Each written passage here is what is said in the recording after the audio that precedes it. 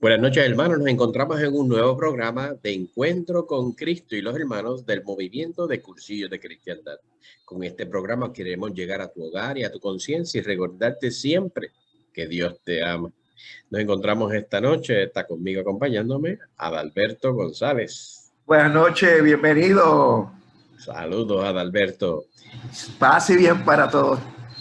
Como todos estos programas, tratamos de traer temas pero muy actuales que nos sirvan para poder formar nuestra conciencia y compartir la fe unos con otros. Por eso es que ese encuentro con Cristo, pues a través de Jesucristo, a través de su magisterio, a través de su sagrada escritura, a través de la sagrada tradición, es el depósito de la fe que custodia la Iglesia Católica.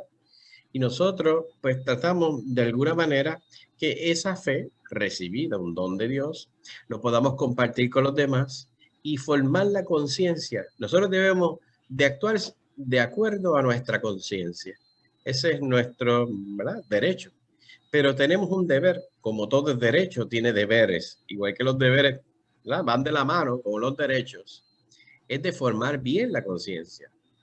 Y por eso este programa queremos de alguna manera poder compartir con ustedes sobre un tema que ha creado polarización dentro de la sociedad, no solamente en Puerto Rico, en Europa y Estados Unidos, y peor aún dentro de la iglesia. Algunos sacerdotes, es sobre el tema de la vacuna del COVID-19 y queremos compartir lo que yo estuve participando la semana pasada, el jueves pasado, que Padres Felices hizo una conferencia sobre este tema y el sustento de esa conferencia fue las reflexiones sobre el documento de la Congregación a la Doctrina de la Fe, también del Catecismo de la Iglesia y también como magisterio la doctrina social de la Iglesia. Todos esos documentos o magisterio, ¿verdad? Que la iglesia es maestra, así mismo dice Papa Francisco, es maestra y Juan Pablo II también decía, pues nosotros pues debemos de estar muy pendientes de aprender, de entender lo que enseña la iglesia que custodia la fe revelada por Jesucristo. Y esa es lo que nosotros queremos hacer con este programa. Pero es un tema pero muy actual y hasta cierto punto pues ha habido problemas por lo que supone en algunos rasgos sobre el tema de cómo se fabrican o se prueban las vacunas y ese asunto. Y por eso vamos de lleno que en contextos, ¿verdad? Para que no sea fácil de entender, sobre contextos preliminares y vamos a hablar un poquito de ello y después vamos a ir adentrando de los asuntos de la iglesia. Miren, las vacunas no se las inventaron ayer, sino que se conoce desde Inglaterra. Esa idea comenzó porque había un doctor inglés que se llamaba Edward Jenner.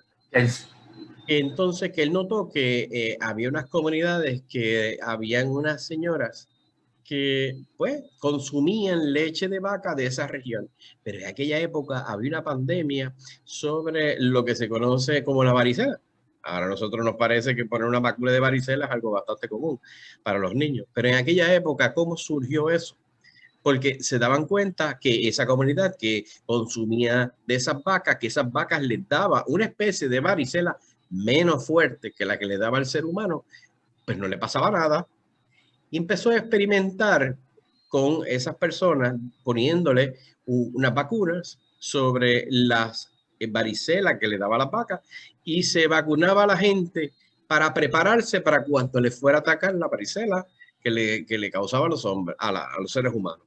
Y con eso, pues bajaba las condiciones específicas de riesgo mayor y ayudó a que no se propagara y se erradicara las vacunas, ¿verdad? La epidemia por medio de la vacuna. Y eso dio paso de que hoy en día hay 14 vacunas que son mandatorias de dárselo a los niños, tanto en Puerto Rico como en Estados Unidos, y han erradicado enfermedades que antes se le cobraba la vida de cientos de miles de personas, como lo es la tuberculosis, el polio, ¿verdad? Son enfermedades que gracias a esos descubrimientos, a esos estudios, se han desarrollado y erradicado enfermedades. Que hay enfermedades que todavía no tienen vacuna. Claro, una muy famosa que es el HIV. que hay algunos sitios pobres, que es la malaria, y hay maneras de contrarrestar eso. Pero fíjense que es para la humanidad ha sido beneficiosa el salvar cientos de miles de casos. Así que la vacunación ha logrado grandísimos bienes para la comunidad, para la humanidad completa. Y los científicos han determinado que esta vacuna en particular, si se puede vacunar el 70% de la población, pues bajaría dramáticamente la posibilidad de una enfermedad que llegue a una seria epidemia o una epidemia, es decir, que pueda propagarse rápidamente y afecte a muchos miembros de la población. Y quizás porque no hemos visto los miles de víctimas de muerte y deformaciones, no nos espantamos del mal físico evitado. Y eso es bien importante porque hay gente que no conoce, se sabe, ay, mira, es que yo me tengo que poner las vacunas para matricular el nene en la escuela. De eso me acuerdo yo.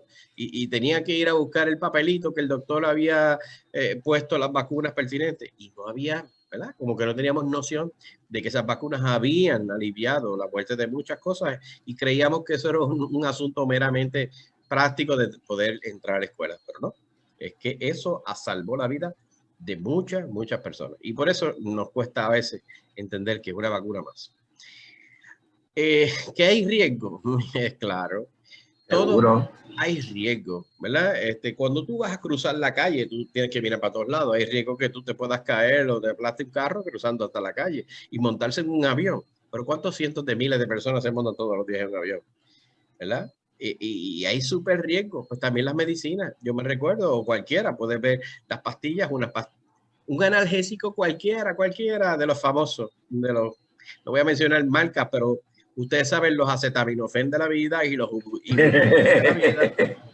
Y le hace por la parte de atrás a ver cuántos side effects, lo que le llaman en español, efectos secundarios, trae un medicamento. Y la gente se lo toma feliz, se lo toma sin chistear 2 veces.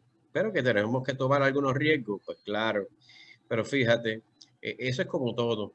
Hay unas reglas y dentro de todas reglas hay excepciones. Que hay una excepción de que llegan algunas personas alérgicos o algunas personas que por alguna vacuna que le han dado ha tenido un efecto adverso. ¿Que lo pueda haber? Claro que sí. Lo hay, pero esa es la excepción, no es la regla. Pero como dicen que hay una excepción, es como un avión. Yo no me monto los aviones porque se cayó un avión los otros días y se murieron medio mundo. Bueno, pues si fuera así, olvídate, no saliera un avión.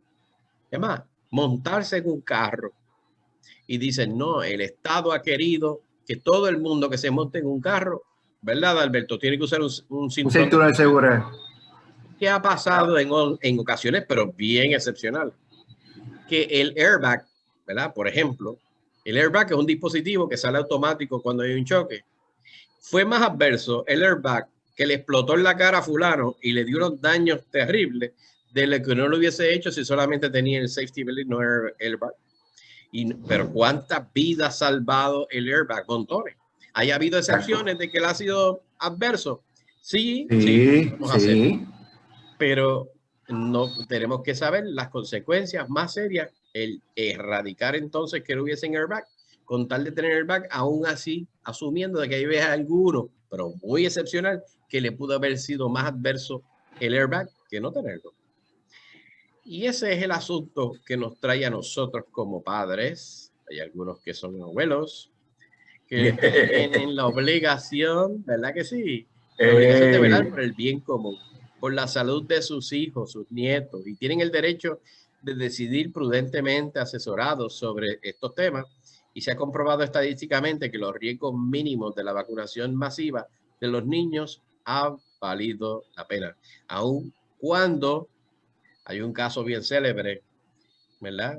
Que habían relacionado la vacuna con el autismo. Yo me recuerdo de eso y todavía lo hay.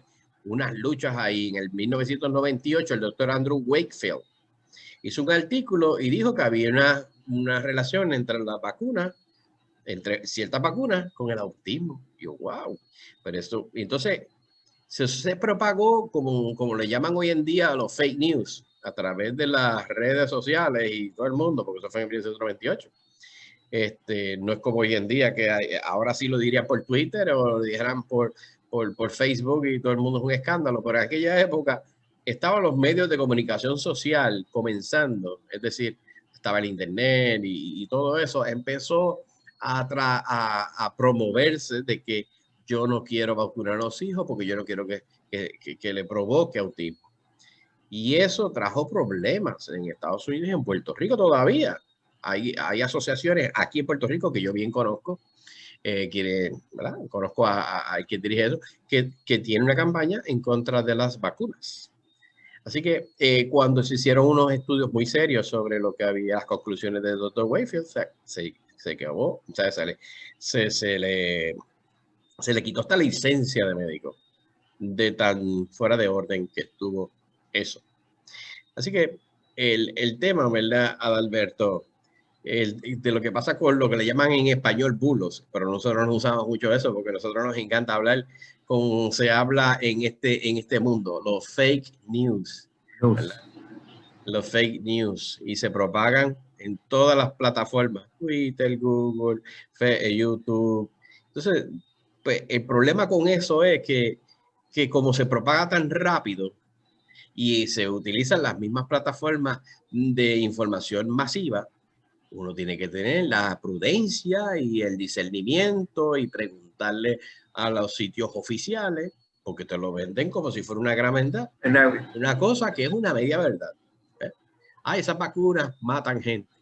Bueno, montarse en un carro también matan gente y te dicen, no te montes en un carro. Yo no he visto eso. O no te montes en un avión, porque el avión se cae, se mata medio mundo. Claro que sí. Si se cae el avión, se fastidia que esté ahí. Posiblemente las posibilidades de salvarse son mínimas. Pero con todo y eso, el riesgo se asume para poder llegar. Yo creo que en estos momentos, como católicos evangelizados, tenemos que sacar tiempo para validar todas estas noticias que nos llegan. O sea, llegar a la fuente para entonces tener una base sólida de lo que realmente es verdad o es fake news. Eso es lo más importante en este momento, porque yo no voy a propagar algo que yo no he validado. O sea, yo no he validado. Yo prefiero decir, no, todavía no estoy preparado para comentar sobre eso o pasarlo hacia el frente. Necesito tiempo. Y la mayoría de los casos no lo paso porque me di cuenta.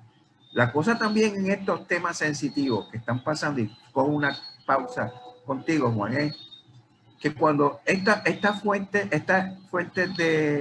del internet que postean estos fake news y después se valida que no era correcto lo que estaban diciendo, ninguno de ellos dice que estaban equivocados.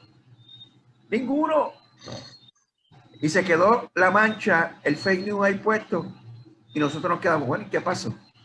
Bueno, ya, se fue.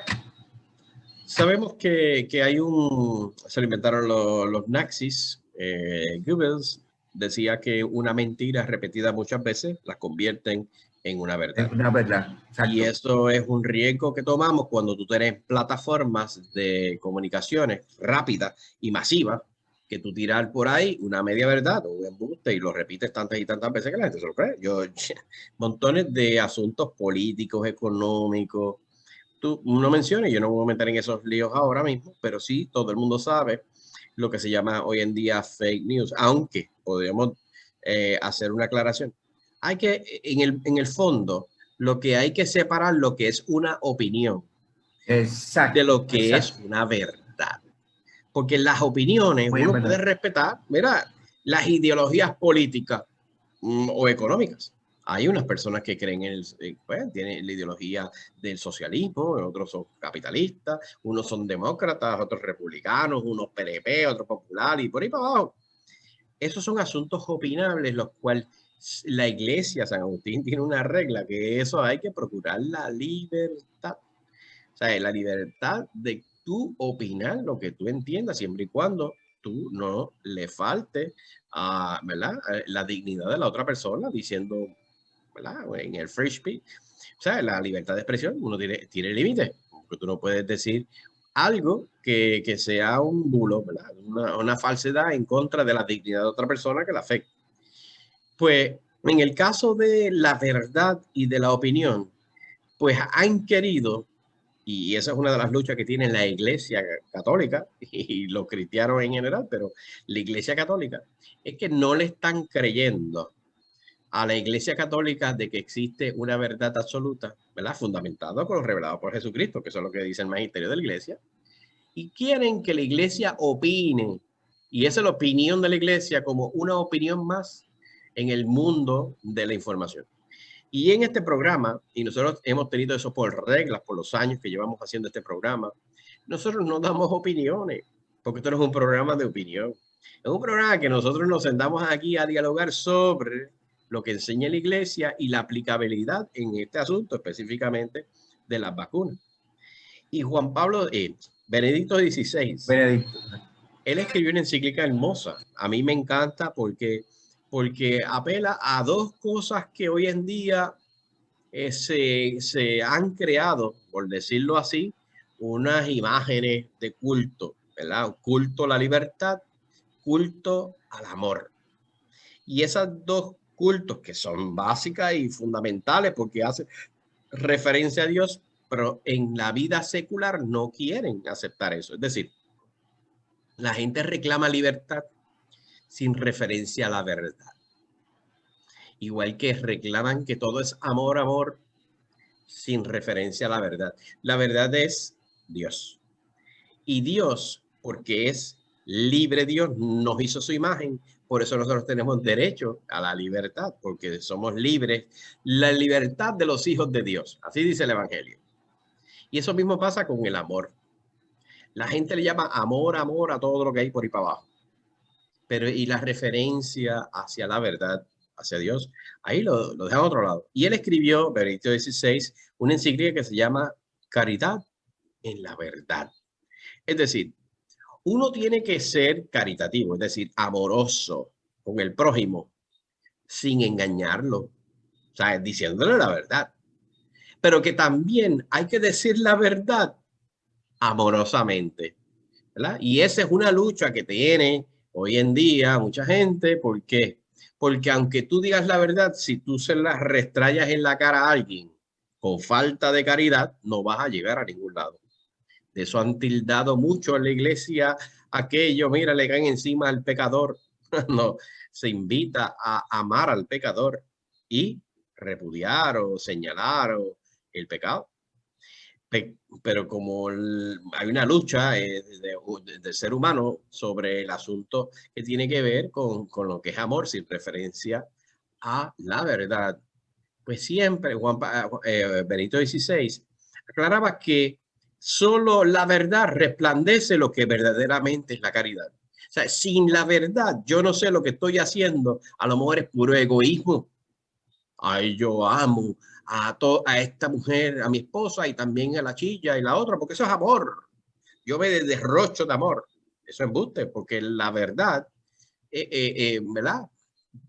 Manifestaría que es un asunto meramente egoísta. Y yo le digo que es amor, sin decir en los dichos más triviales que hemos discutido aquí. Y se sabe que le llaman amor, amor a cualquier relación homosexual o bisexual. Inclusive hay personas que dicen ser gato. Mira, es que yo tengo la libertad de decidir quién yo soy. Y de repente, aunque tenga material genético de hombre, decido ser que soy mujer y hay que aceptarlo. Y si tú no estás de acuerdo con eso, pero si tú le pones el foco encima, es decir, la verdad, en eso no es libertad. Es un engaño.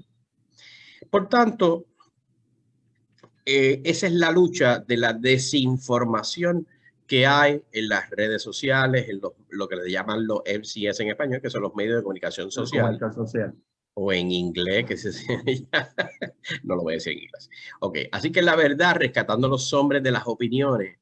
¿Por qué? Porque entonces si no, ¿qué pasa si yo no tengo la verdad? Se dejan llevar por las sensaciones subjetivas.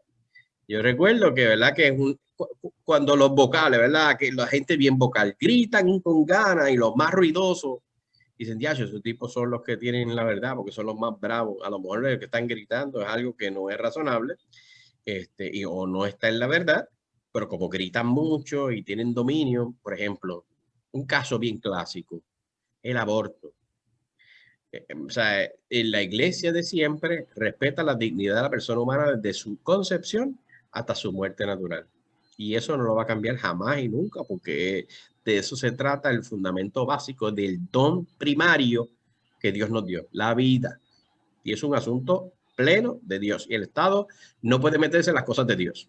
Y eso está en la cancha de Dios. No puede jugar ahí.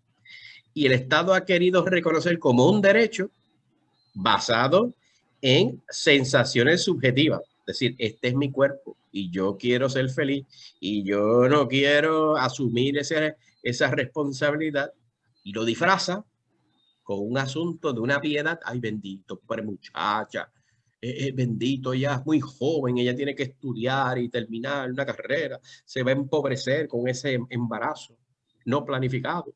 Vamos a matar al muchacho.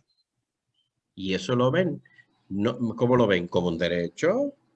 Y eso es una mentira, porque eso es una falsa caridad, porque no reconocen la verdad de que ahí hay un bebé, un ser humano muy distinto a la madre, muy distinto. Así que, como dice en el número 15, ¿verdad? Dice, un cristiano de caridad sin verdad se puede confundir fácilmente con una reserva de buenos sentimientos provechosos para la convivencia social, pero marginales. De este modo, en el mundo no habría un verdadero y propio lugar para Dios. Sin la verdad, la caridad es relegada a un ámbito de relaciones reducido y privado. Queda excluido de los proyectos y procesos de construir un desarrollo humano al alcance universal en el diálogo entre saberes y operatividad. También hoy en día hay una tendencia de desconfiar en las autoridades científicas mundiales. Tú quisieras hablar algo de eso, Adalberto, que ahora no le creen ni al médico chino, porque hay una conspiración. A la confabulación. Las teorías de confabulación. ¿Qué es lo que dicen esa gente ahí? La sociedad Se secreta. dice que en este ambiente que se recurre a teorías de confabulación, de conspiración, de sociedades secretas, de un nuevo orden mundial para desacreditar a los científicos auténticos. Ahí hay un peligro. Las teorías no se prueban, sino se asumen para interpretarlo todo desde la perspectiva que no ha sido corroborada. Y eso es importante. Perspectivas que no han sido corroboradas. Correcto. Eso se llama como una palabra que hemos utilizado aquí muchas veces, ideología. Ideología, no propuesta de la verdad. ¿Ok? Ahora, aquí ellos hacen, en este artículo hay una pregunta, una de tantas que son importantes, que dice, ¿cómo probamos que detrás de la Organización Mundial de la Salud hay una agenda inmoral, financiera o política que nos hace desconfiar en sus recomendaciones? Repito, ¿cómo probamos que detrás de la Organización Mundial de la Salud hay una agenda inmoral, financiera o política que nos hace desconfiar en sus recomendaciones? Y aquí añaden, hay una adopción acrítica de que existe ese poder oculto y diabólico que usa a los científicos para dominarlo. Ahora le hago esa pregunta. Ustedes que han leído sobre todo este proceso de la vacuna, existe poder oculto diabólico que han desacreditado a estos científicos? Para mí no. Al contrario, lo vamos a discutir aquí. Los supuestos que nos han presentado. Y tenemos varios artículos. Si en este programa no da, pues lo vamos a cubrir más adelante. O sea, esa desconfianza a las autoridades científicas significa que los adeptos a esta ideología de conspiración y de sospecha sistemática de toda autoridad no presentan evidencia contundente, razonable, para que desconfiemos de los que tienen una capacitación, preparación y compromiso verdadero con la salud. Y esta frase la quiero todavía llevar a nuestro contexto diario. Cuando ustedes lean, cuando ustedes escuchen, cuando le envíen mensajes en los teléfonos, yo me voy a preguntar, ¿hay evidencia contundente? ¿Hay evidencia razonable para que desconfiemos de esta capacitación, preparación y compromiso verdadero? Y en este caso le estamos hablando de la salud. Ahí lo dejo. Y si no bastara con la desconfianza en el mundo científico, ¿verdad? Porque creen que hay una conspiración económica, hacer un reset. Correcto, Yo lo he oído, correcto. hacer un reset en el mundo, hacer un shutdown, como cuando uno tiene que bootear la máquina y le dice, yo voy a hacer un reset a la máquina, control alt delete y Ajá. hago un reboot del sistema operativo. Pues eso mismo es la conspiración. Dice, no, esto es un reset al mundo y se está haciendo un mundo nuevo en el cual nos quitan libertades, nos obligan a someternos a toda esa campaña de medios fundamentado con los científicos. Y si no bastara con los científicos, también hay una desconfianza en el magisterio de la iglesia. Y ahí se cambia la cosa. Y eso no es nada nuevo. Mira, San Juan Pablo VI, ¿verdad?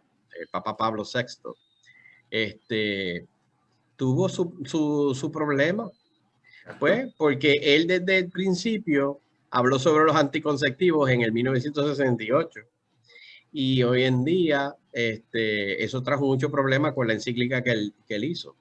Y él dijo, no, esa parte, porque se estaba desarrollando en los Estados Unidos y a nivel mundial lo de la revolución sexual. Y él estaba anticipando lo que hoy en día estamos recogiendo los frutos terribles de lo que es esa revolución sexual.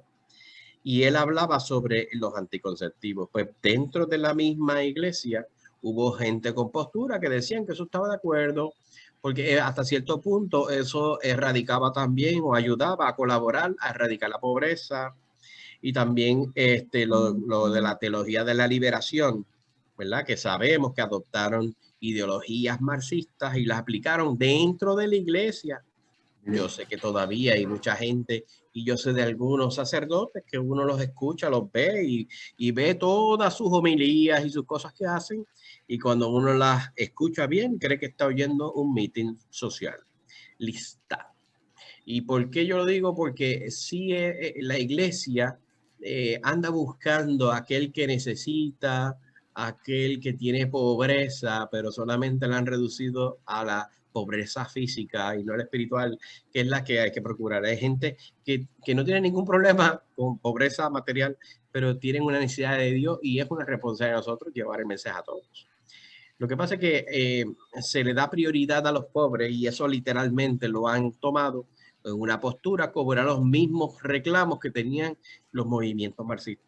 Y eso es un problema porque yo lo he visto, ¿verdad? Eso es la teología de la liberación, que como ellos dijeron que los verdaderos cristianos se comprometieran con la revolución armada, con eso. Y yo vi una misa, está por YouTube, de uno muy famoso, que no voy a hablar de eso, sino simplemente algo histórico, en el cual se ve la misa y están todos armados hasta los dientes e incitando el sermón de la montaña, traducido todo a resolverlo por medio de la salva.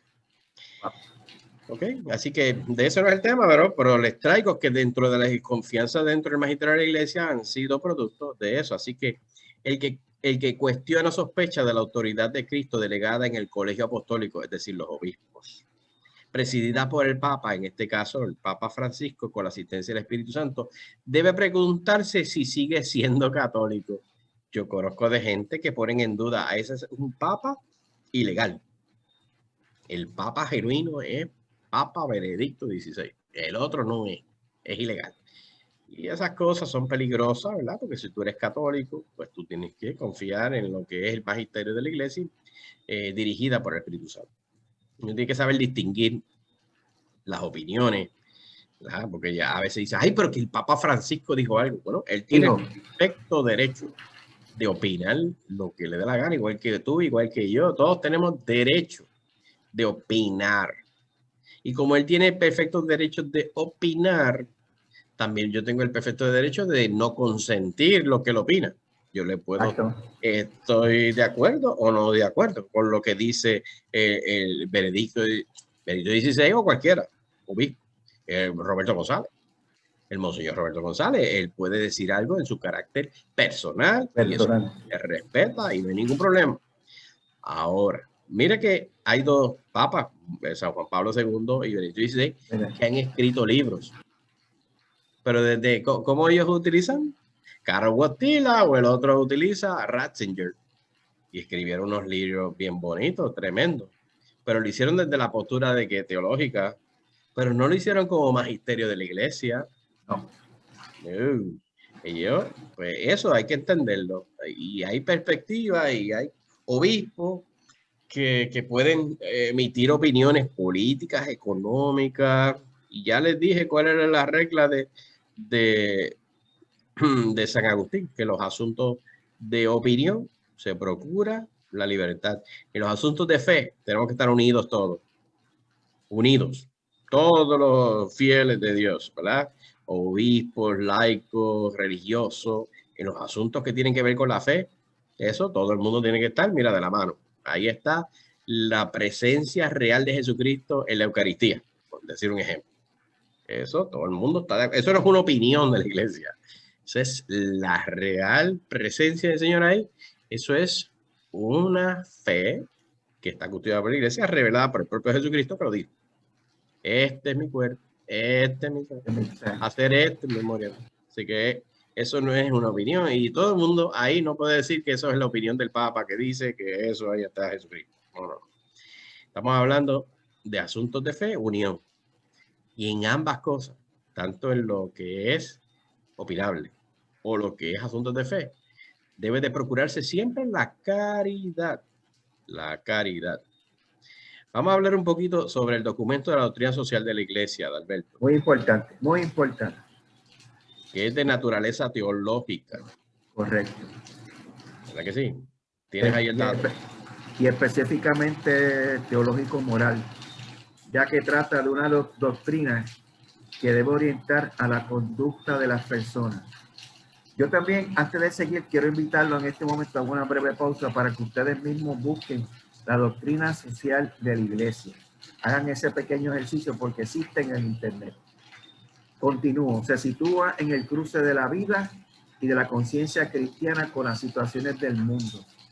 Y se manifiesta en los esfuerzos que realizan los individuos, estamos nosotros, la familia, tu familia, operadores culturales y sociales, políticos y hombres de Estado para darle forma y aplicación en la historia. ¿Verdad?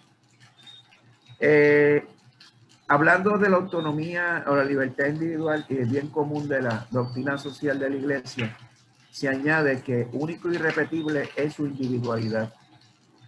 Todo hombre es un ser abierto a la relación con los demás en la sociedad.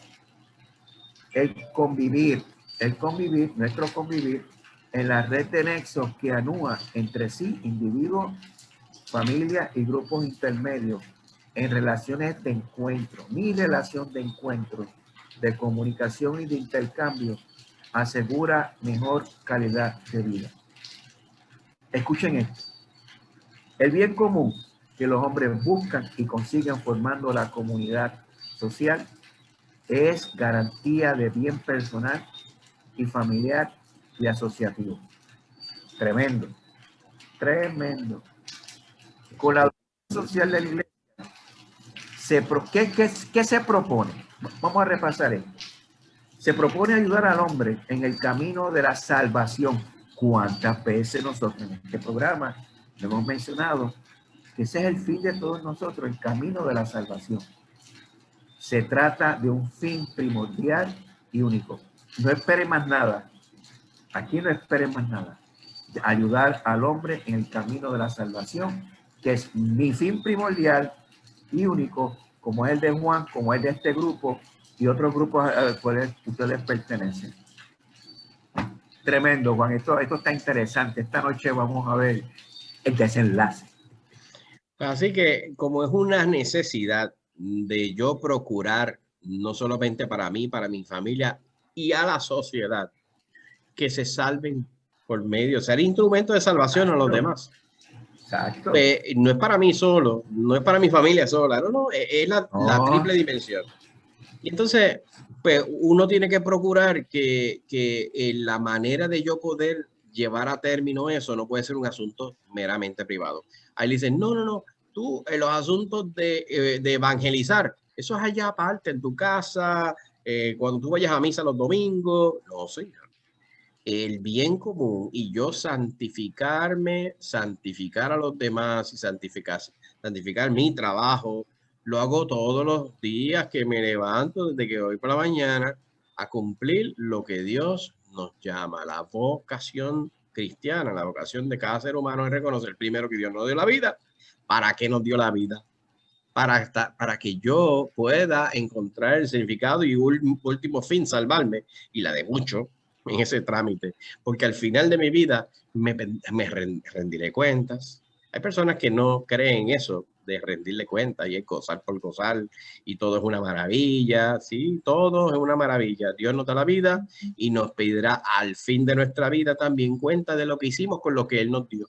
¿Y qué nos dio? Primero la vida, talento, todas las cosas que Dios nos ha dado y nosotros administramos nuestra vida para la salvación mía y la de muchos. La de muchos. Ah, que tengo una responsabilidad primaria con los que están más cerca de mí. Claro que sí, la familia. Por supuesto. Pero también la tengo en la sociedad. Y no puede ser un asunto meramente privado, que eso es lo que dice el doctrinario social de la Iglesia. Por la relevancia pública del Evangelio, y pública, no es privada, y de la fe y por los efectos perversos de la injusticia, es decir, el pecado, la Iglesia no puede permanecer indiferente a las vicisitudes sociales. Por eso el bien muy importante tiene que llevarse a término públicamente. Yo no me puedo quedar encerrado ahí. ¿Y saben qué? Que esos son los asuntos del bien común. Ahora que comienza un nuevo gobierno, tanto en Puerto Rico como mañana comenzará en los Estados Unidos, con el favor de Dios, y no haya un revolvo allá. Deben de procurar ese bien común de lo que estamos hablando aquí. Ah, que lo lleva y tiene una gran responsabilidad sobre los laicos. Claro que sí. Pero es doctrina de la Iglesia formar a los laicos porque tienen esa conciencia de servir al otro, a servir en la formación y el último fin de salvar a muchos. Y así que interpela la conciencia en orden de reconocer y cumplir los deberes de la justicia y de la caridad en la vida social. Y eso es bien importante para todos los políticos que deben de escuchar eso. La doctrina social implica también responsabilidades relativas a la construcción, la organización y el funcionamiento de la sociedad, obligaciones políticas, económicas, administrativas, es decir, de naturaleza secular, los laicos, los seglares, que pertenecen a los fieles y no a los sacerdotes. Sí, ahí hay que tener eso bien claro. El bautismo es un llamado a salvación a muchos, pero el camino, ¿verdad? Si usted es sacerdote, obispo, religioso ordenado, o religioso es laico, ¿verdad? Pero si está en esa línea de que es ordenado, es decir, sacerdote, obispo, usted tiene que llevar a término eso de la salvación suya y la de muchos desde el camino que es su vocación particular. No se puede meter un sacerdote a correr por alcalde o por el gobernador de Puerto Rico. Ah, que hay algunos que les encanta. Sí, yo los he oído hablando. Y salen en la televisión y escriben en 20 sitios ahí vestidos de laico. Parece un laico más, pero eso es un disfraz. Porque si verdaderamente es sacerdote, es lo suyo. Esto es un asunto de los seglares, de los laicos, los que tienen que dar la cara ahí afuera. Ah, de dónde se nutre la enseñanza de la iglesia, seguro. Pero llevarlo a término, laico, no religioso. Eso está en la doctrina social de la iglesia, número 83, por si acaso alguien dice, no, pero es que el sacerdote puede, bueno, el sacerdote puede opinar, ayudar. Es más, tiene la obligación de hacerlo, de ayudar a los laicos a llevar a término, pero él no puede meterse en un meeting o utilizar la iglesia de meeting político, que los he visto, lamentablemente. Entre los principios operativos de la doctrina social de la iglesia hay varios que aplican en este asunto de la vacuna. Esta es la antesala. Dime ahí cuáles son los puntos ahí que aplican los principios operativos de la doctrina social de la iglesia que aplican a esta ponderación sobre vacunarme o no. Número 1. La sociedad y el Estado deben servir al bien común. Estamos ya entrando en la ponderación para vacunarme o no. Y repito la primera, la sociedad y el Estado deben servir al bien común. Número 2. La 2. Todos estamos llamados a participar en la búsqueda del bien común. Fíjate lo que dice, estamos llamados a participar en la búsqueda del bien común. El tercero, no menos importante, todo ser humano está llamado a la solidaridad universal con los demás seres humanos, en particular con los más pobres y necesitados. ¿Alguien se puede oponer a eso? Seguro que no. Todo ser humano está llamado a la solidaridad universal con los demás seres humanos, en particular con los más pobres y necesitados. Y ustedes lo han hecho.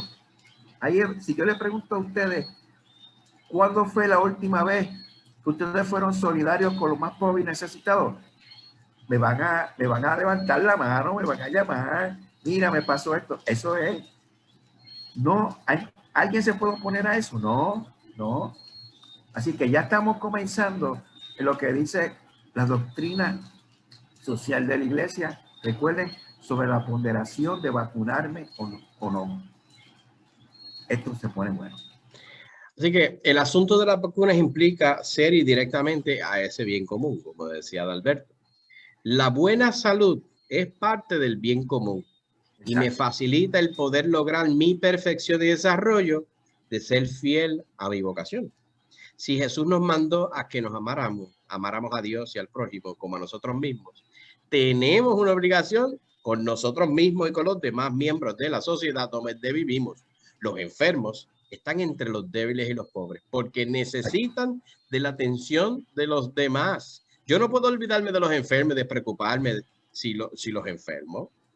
Oye, y Dios cuida de los enfermos y vulnerables. Yo no puedo lavar las manos y desatenderme de ellos y decir, bueno, allá a ellos, no, que Dios lo cuide y lo sane si quiere. No, no, cada persona y grupo tiene que contribuir a ese bien común y por tanto debe armonizar sus intereses y libertades con sus responsabilidades.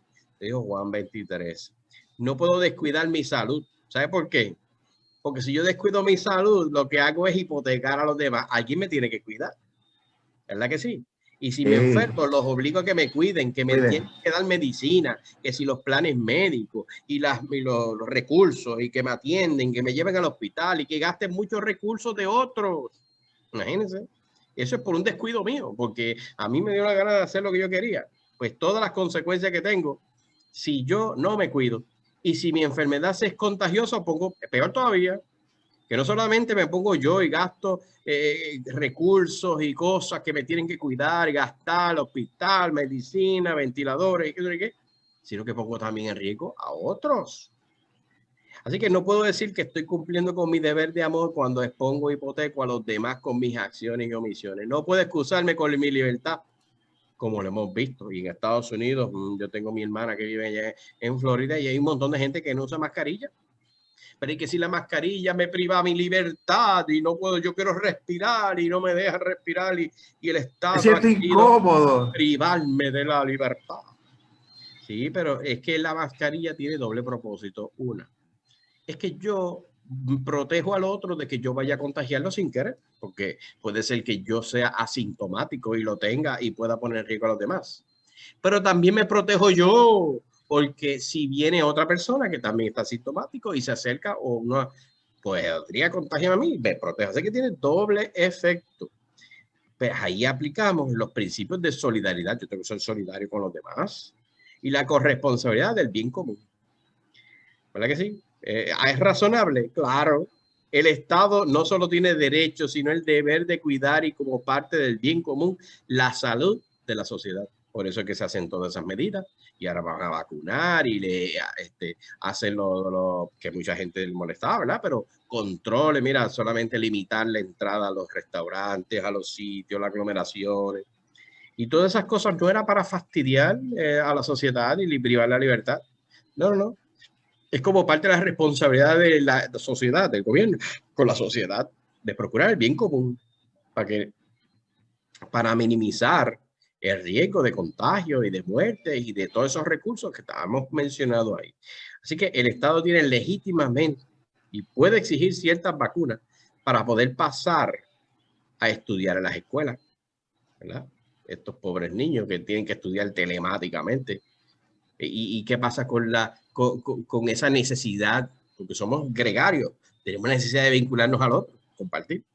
¿Cómo esa juventud, esos jóvenes van a socializar? Así que exigiendo que muestren evidencia que no van a contagiar, estén libres de polio, de todas esas cosas que son las vacunas que ya habíamos hablado. Y hay algunos que no pueden ser por capricho o por ideologías antirreligiosas o capitalistas. ¿Por qué? Porque hay a veces que también en la aplicabilidad dicen, no, en la iglesia es más contagiosa que ir al supermercado. Pero el supermercado sí puede ir a la gente, pero la iglesia no puede ir. No, tampoco el Estado puede llegar a esos extremos y privarle la libertad de la gente de cumplir con el distanciamiento, por supuesto que sí, pero no privarle y decirle, no, no se puede entrar a una iglesia. Porque si fuera así, estarías discriminando contra un sector y el otro favoreciéndolo. Así que, según nuestra iglesia y Jesucristo, la libertad y la autonomía del individuo no son absolutas. Yo no tengo libertad absoluta a hacer lo que a mí dé la gana. Cada persona tiene la obligación de buscar la verdad, de comprometerse con el bien de los demás. No puedo decir que amo a mi prójimo si aumento significativamente el riesgo de enfermarlo por no vacunarme. Tengo un deber positivo de amarlo. Y de usar mascarilla. Eso es así.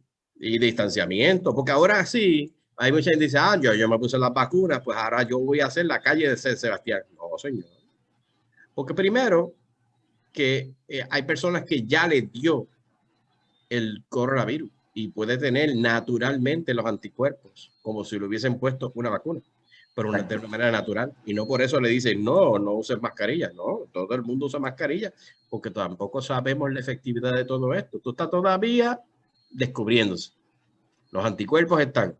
¿Por cuánto tiempo? Todavía están estudiando.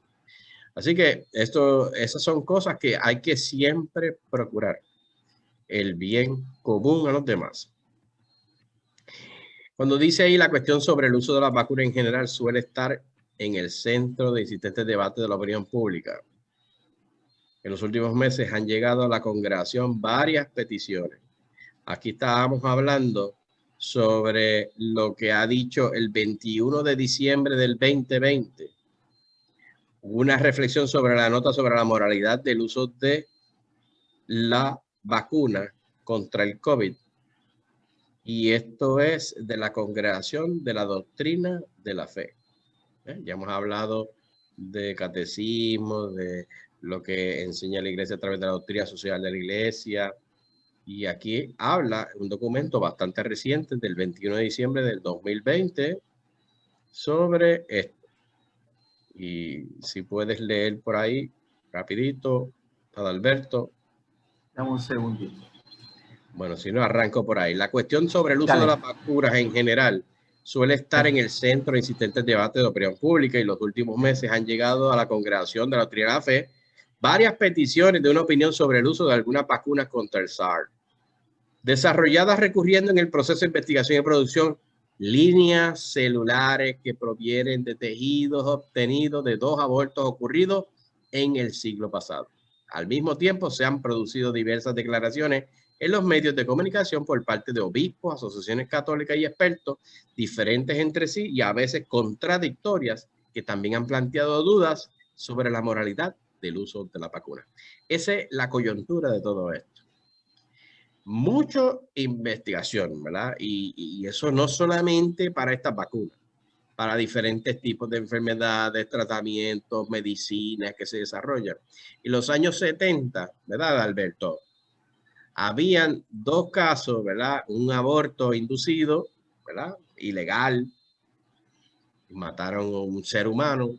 Y de ahí tienen un riñón y se sacan lo que se llaman unas líneas celulares. Líneas celulares. No es que tienen allí un banco de un montón de fetos que están sacando cosas. Es algo que desde el 1970 y pico están extrayendo líneas celulares de ahí para poder hacer pruebas. Es decir, preparan esas líneas celulares, las convierten como si fueran un virus y las prueban en un laboratorio a ver si la vacuna ataca ese virus y se toman de esas líneas. Ya eso ya no es que haya un cadáver, sino que se sacaron líneas celulares, que sea que es tan y tan distante de lo que pasó ilícitamente, que es un aborto, a lo que se está remediando para estos medicamentos, que es bien ¿verdad?, distante el asunto de culpa o de patrocinar la aberración terrible que es el aborto. Y eso ha producido que dentro de la misma iglesia hay una gente que dice, no, pero es que esa vacuna para desarrollarla usaron material genético humano de aborto, de niños abortados. O en la vacuna misma tiene cosas que son de material genético. Esos son los cuestionamientos que llegó hasta esa comisión, ¿verdad?, que es la Congregación de la Doctrina de Fe, que es la autoridad, ¿verdad?, máxima sobre lo del magisterio de la iglesia, de lo que es moralmente bueno o malo en los asuntos de la fe. Y sobre esta cuestión ya hay un importante pronunciamiento de la Pontificia de la Academia para la Vida, ¿verdad que sí, Adalberto? ¿Te lo tienes ahí? Que eso no fue de ahora, sino en el año 2005, junio 5 del 2005. ¿Y qué dice sobre esa reflexión? Estaba mirando y quiero echar un poquito, que dice que cuando se afirma específicamente, dice la instrucción digna personal, en los casos en los que se utilizan células de fetos abortados para crear líneas celulares para el uso en la investigación científica, existen diferentes grados de responsabilidad en la cooperación del mal. Por ejemplo, en las empresas que utilizan las líneas celulares de origen ilícito no es idéntica, y esto es importante, a la responsabilidad de quienes deciden la orientación de la producción y la de aquellos que no tienen poder de decisión. Eso es un tema también profundo. O sea, que no es lo mismo, no es lo mismo. Sí, sí, es que es lo mismo. Imagínate que una persona que trabaje mapeando en una clínica de aborto tiene la misma responsabilidad porque está trabajando, mapeando en la oficina de una clínica de aborto. Si mapeo ahí, soy tan vil colaborador del aborto. No. Y así mismo es lo que queremos hacer una analogía. La distancia entre el acto que se ha cometido injustamente contra un ser humano por medio del aborto y lo que se está utilizando como medio, porque no es porque vamos a hacer eso, a hacer la producción, sino algo que se hizo en los años 70 y se sigue reutilizando para un bien mayor. Así que esos son los diferentes grados que dice Adalberto, que dice la Congregación de la Doctrina de la Fe. Y las empresas utilizan líneas celulares de origen lícito, pero no es idéntica a la misma de la producción, ¿verdad? Lo que acabamos de decir. En ese sentido, cuando no estén disponibles las vacunas éticamente irreprochables, por ejemplo, en países en los que no se ponen a disposición de médicos y pacientes vacunas sin problemas éticos, o en los que la distribución es más difícil debido a las condiciones especiales de almacenamiento y transporte, o cuando se distribuyen varios tipos de vacunas en el mismo país, pero por parte de las autoridades sanitarias no se permite a los ciudadanos decir, no, mira, ponme la de Moderna, o ponme la de Pfizer, o de la AstraZeneca. No me ponga la de AstraZeneca, porque la AstraZeneca es la que utiliza tejido y y dame de la otra. Mira, hay que ver qué tipo de responsabilidad tengo yo. Si el Estado lo tiene que poner por cuestión del bien común y yo no tengo las facilidades de escoger, ya quisiéramos, ¿verdad?, decir que no se han utilizado, pero la realidad es que el proceso de investigación y producción pues han utilizado líneas celulares, pero bien distantes de la razón. Así que bien importante que esa Congregación de la Doctrina de la Fe dice que la razón fundamental para que sea moralmente lícito el uso de estas vacunas es que el tipo de cooperación al mal, o sea, cooperación material pasiva, del aborto provocado del que proceden estas mismas líneas celulares por parte de quienes utilizan las vacunas resultantes es remota. Es remota. Eso repítete eso, repite. Dale de nuevo a eso. Eso que dice, léelo de nuevo, Juan. Que eso es importante.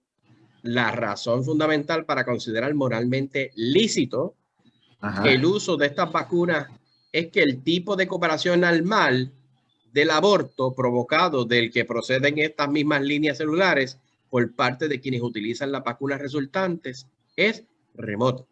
Así que el deber moral de evitar esa cooperación material pasiva no es vinculante si existe un peligro grave como la propagación por los demás incontenible de un agente patógeno grave como es el caso del COVID-2 o COVID-19.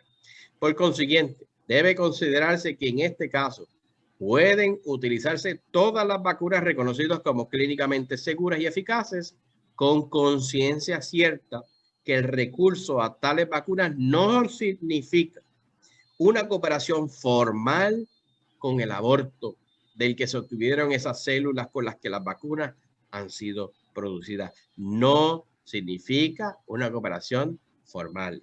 Y ese es el asunto que hay que llevarse a su conciencia, porque esto no es una opinión, sino es lo que enseña la iglesia por decirle, en el escalafón mayor, que es la congregación de la teoría de fe, y está en ese documento que redactaron el 21 de diciembre del 2020, así, fresquecito. Sin embargo, se debe subrayar que el uso moralmente ilícito de este tipo de vacunas, debido a las condiciones especialísimas que lo posibilitan, no puede constituir en sí mismo una legitimación, ni siquiera indirecta, de la práctica del aborto. Y presupone la oposición a esa práctica por parte de quienes recurren a esas vacunas. Que quede claro, la iglesia no está ambivalente. Es que dice que eso es remoto y es repudiable el aborto. Siempre lo va a decir. Y en esto no podemos llevarnos esa carga moral a nuestra conciencia de que estamos nosotros participando y colaborando y cooperando con un asunto vil que es matar a un inocente. Así que en la reflexión, si lo puedes leer, Alberto, que dice, de hecho, el uso lícito de esas vacunas no implica ni debe implicar en modo alguno la aprobación moral del uso de líneas celulares procedentes de fetos abortados.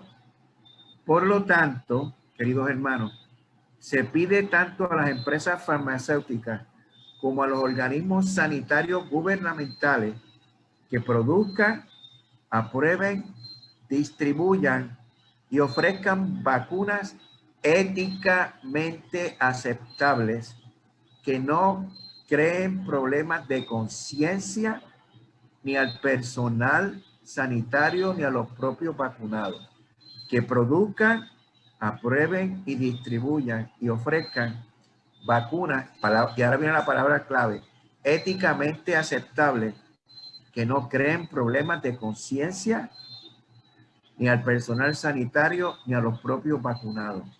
Eso es bien importante esta noche. Así que voy a brincar hacia el resumen y lo redondeamos de esta manera. En resumen, número 1, no hay para un católico un problema moral ponerse vacunas de Pfizer o Moderna, que usaron hace muchos años atrás líneas células de niños abortados, tanto para hacer experimentos o para producirlas, ya que la relación con esta vacuna es demasiado remota, pasiva y no intencionada de aprobar aquel aborto realizado. Muy bien. Número 2. Ningún católico está obligado a ponérsela siempre y cuando cumpla con su deber de evitar con medidas claras y obligatorias exponerse o exponer a otros al contagio. Número 3.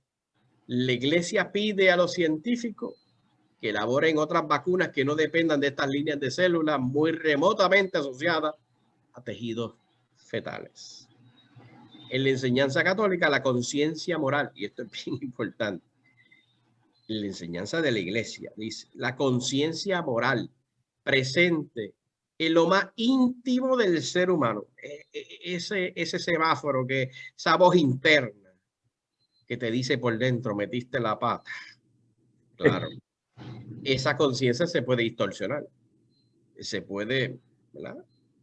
Así que dice aquí, la conciencia moral presente en lo más íntimo del hombre es un juicio de la razón que impulsa a la persona a hacer el bien y evitar el mal. Es el sagrario del hombre donde Dios le habla. Amén. Catecismo de la Iglesia Amén. Católica en el 1776 y en el 1180.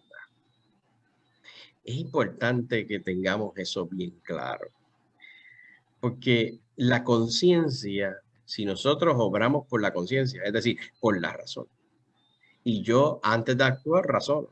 Hay personas que actúan sin razón. Eso pasa con los crímenes pasionales. Bill, el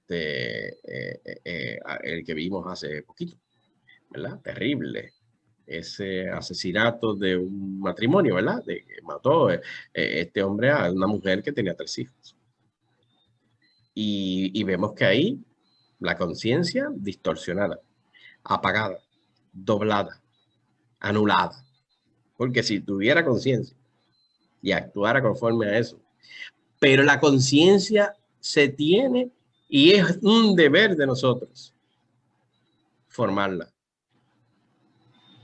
Porque si no, cualquier cosa me la forma. No, es lo que me enseña la Iglesia Católica.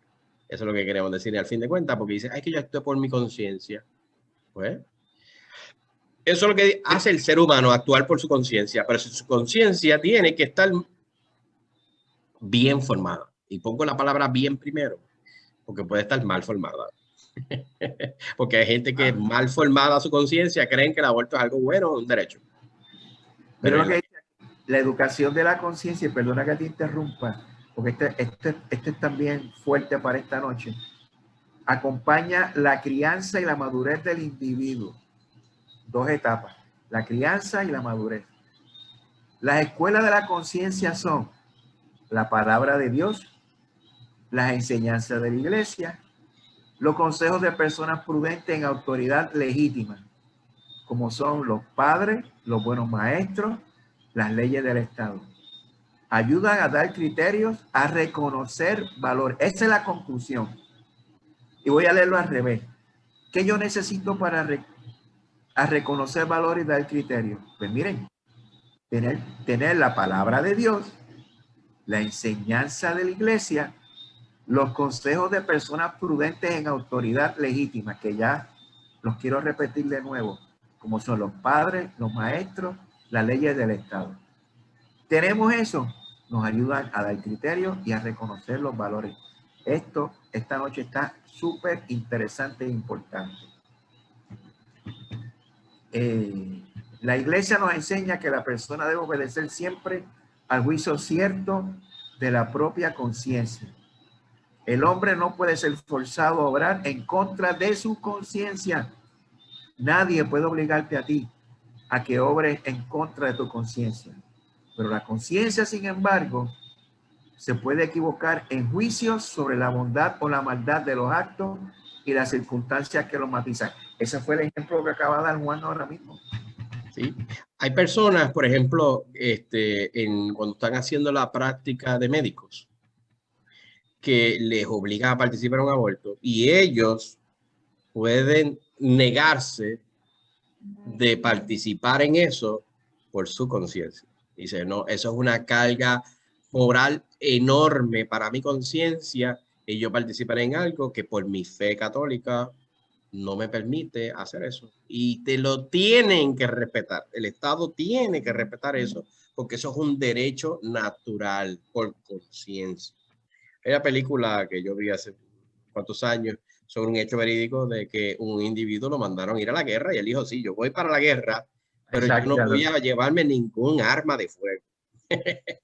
No era católico. Y la película es maravillosa porque él se burlaron de él. Sí, se burlaban el jefe, pero ese sargento que lo obligaba a que cogiera un arma de fuego y apuntara no, yo no voy. Lo salvó a él, salvó Cuchuciento en un monte. Y es por su conciencia, ¿verdad? Él reclamó ese derecho de su conciencia bien formada. No fue porque le dio la gana, sino porque él lo fundamentaba con un derecho que es un derecho natural reconocido en las constituciones, que es por la libertad de culto de su religión, no se lo permite. Y así que pues nada, pero lo que queríamos decirle con eso es que es un deber como católico formar bien la conciencia. Bueno, pues queríamos, yo sé que hay otros asuntos, ¿verdad, Alberto? Pero queríamos en grandes rasgos cubrir ese material Muy bueno. Que se fundamenta con lo que enseña la iglesia, que tengan confianza en el magisterio de la iglesia, hay un complot aquí entre, como yo he oído por ahí, hay un control entre Papa Francisco y Joe Biden y con aquel otro ¿sabes? Ay, yo respiro así porque, Dios mío, no tendríamos vida. Sería una cosa de Hollywood, ¿verdad? La gente ve muchas películas y la adaptan, ¿no? Como que eso es así. Y lo dan por hecho, ¿verdad? Y una pena porque estamos procurando el bien común.